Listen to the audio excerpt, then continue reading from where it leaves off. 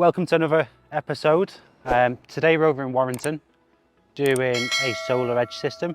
We've got Dan from DMH Electrical with us today, giving us a hand. So I did try and video this last week as a vlog style, didn't work very well. So Tom's back with us today. We're going to capture some footage and show you actually how solar panels fit onto a slate roof using the Genius roof flashing kits. Like I say, we started this last week, so the batteries and inverters are already in. Dan's making a start on the roof. I'll go up and join him, but let's go and show you the inverters and battery. Okay, so there's a lovely little setup on this job. It's a G99 approved installation. So we have a 10 kilowatt solar edge inverter. There's 12 kilowatts of DC panels going onto the roof. And we've got two 10 kilowatt solar edge batteries. So 20 kilowatt storage in total. Lovely little installation. The DC is going to come down off the roof and into the ports on the inverter. And then this battery and that battery will work together to deliver as much of that power to the homeowner as possible. So we've got two Zappi charging points installed on this job. The customer's only got one EV car, but he wants the option for guests to plug in as well. And not only that, he can utilise the excess PV. So once the batteries are full, if we set this to Eco++ mode, the electric vehicle can charge up off the excess of the solar, meaning he'll use more of that generation and less dependent upon the grid.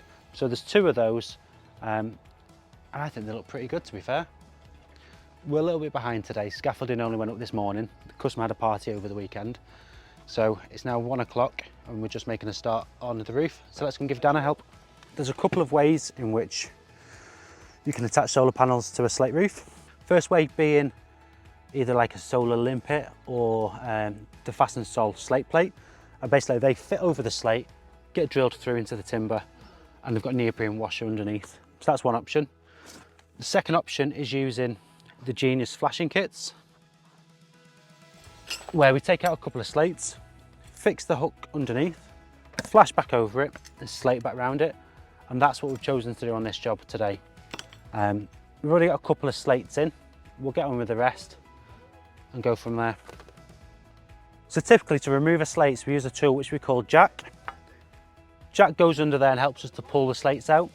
Shove it under, grab the nail, hit it with a hammer, and it'll slide out. But now we're using, I don't know what it's called, the tooth saw, slate tooth, something like that. Basically it's a hacksaw blade on a long stick. Get under the slate, give it a trim, that'll cut the nail, and the slate will fall out.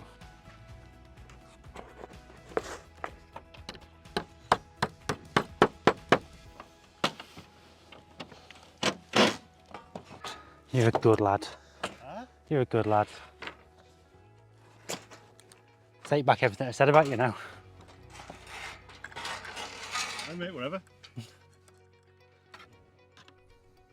So we're just trying to work out whether it's faster to take out around the hook individually or do a whole run. Because putting the slates back actually is really quick once you've got a run. Individually it's a little bit longer. So the jury's still out on that though.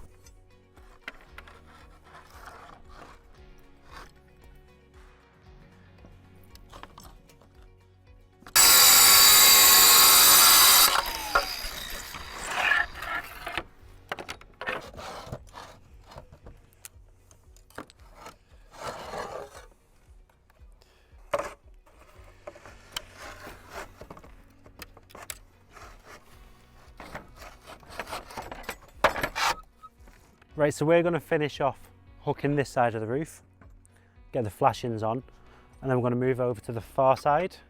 So yeah, join us again tomorrow when we'll be paneling. There's not much else to see today. See you tomorrow. Welcome back to the next day on site. We are making good progress actually. So we've got 6 kilowatts already on. We've got it plugged into the inverter temporary generating, so we managed to get that up and running yesterday, and we've got 16 panels left to put on this side of the roof. So we've still got some hooks, some rails and panels to do, and then tidy up the DC strings on the inside. So come and take a look and we'll show you actually how the roof hooks fit into the roof and how we dress it in with the Genius roof flashing kits. So this is how we do it. Come and take a look. We've taken out a number of slates to expose the rafter. Jace has been along and fixed all the hooks to the rafter.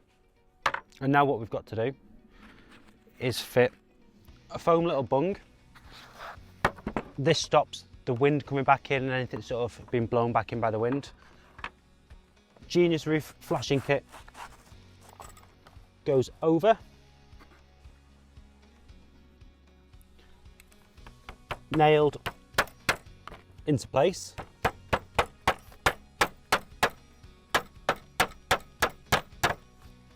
And that now provides water tightness around the hook, and we slate dress over the top of it.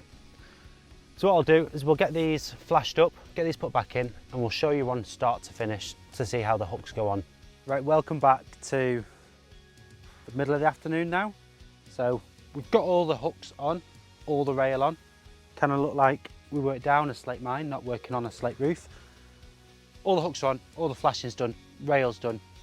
Next we've got to put the optimizers on.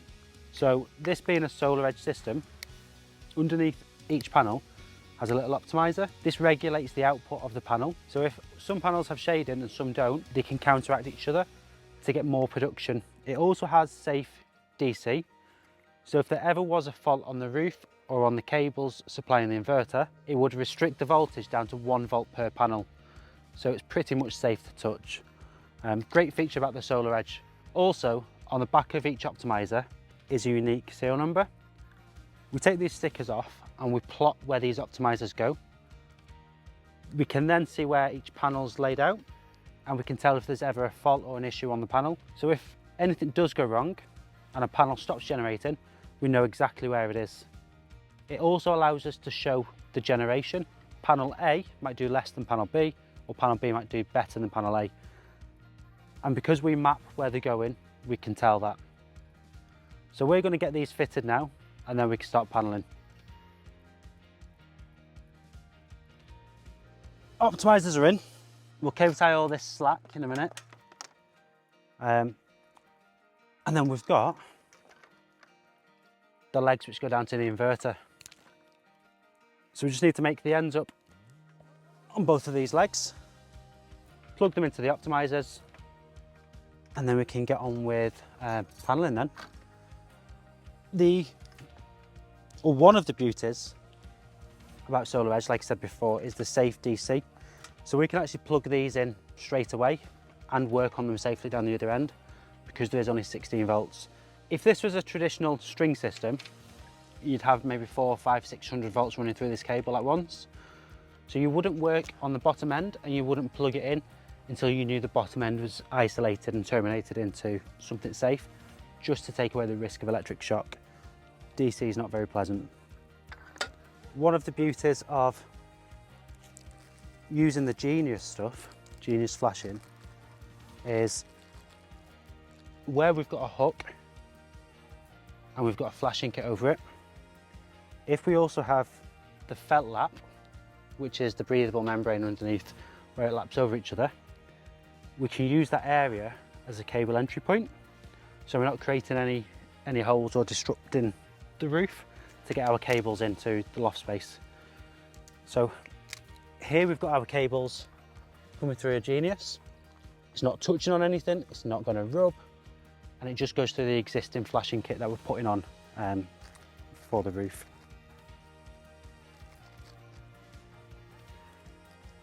MC4 is made up on the plugs, and then this will get cable tied all nice and neatly to the rail, keep the plug out the weather. Right, yeah, so that'll go into there, and we'll cable tie that up now. To collect the serial numbers of the optimizers, there's a couple of ways in which it can be done. So this system was actually going to be a standard string system, and the customer decided to upgrade at last minute.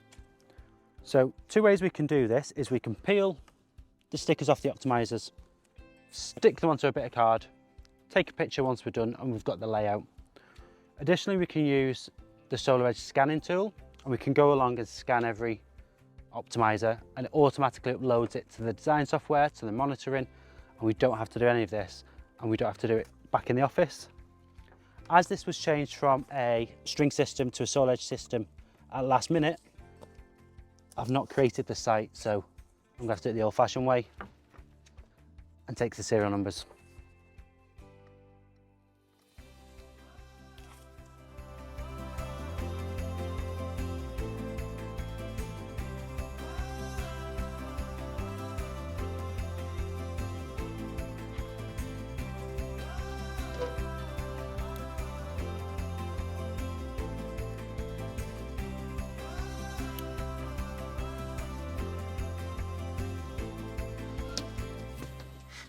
The issue with every roof, there's nothing straight.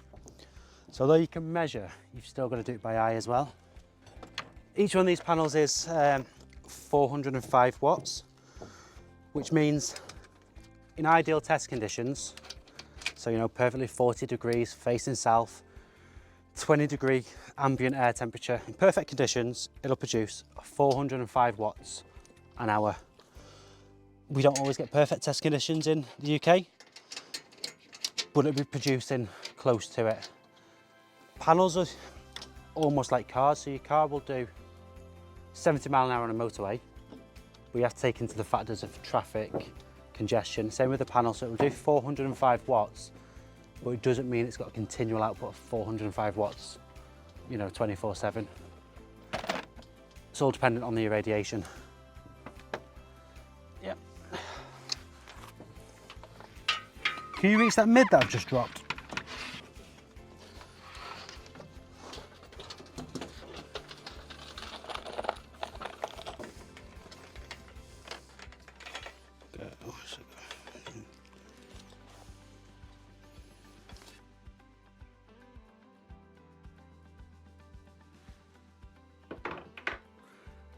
There's neg for PV2. So we can go in the right hand isolator. This one here? Yeah.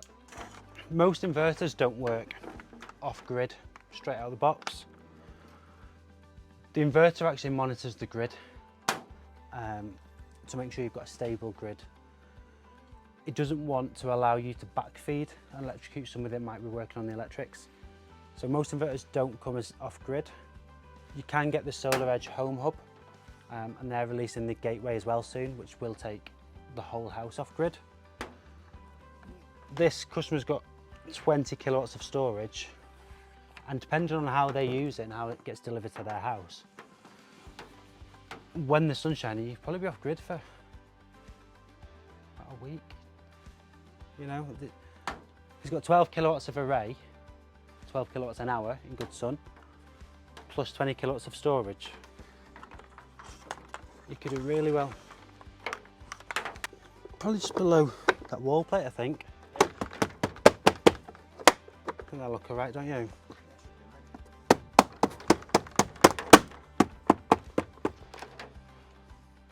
Do you want some blanks? Just blank one of them. Why, can you put both at one? Yeah. Do that. Is that the same size as that one? Yeah. Take that one off. I'll get a couple of blanks. That is us all done. It's been a difficult 3 days, but we've had some help. Jace has given us a lift, and also Dan at DMH Electrical. So we've had some good people on the job. The job's got there in the end, all 32 panels on, 20 kilowatts of Solar Edge battery, a 10 kilowatt inverter, G99, 2 Zappi EV charging points. All done, all boxed off, and I'm ready to go home.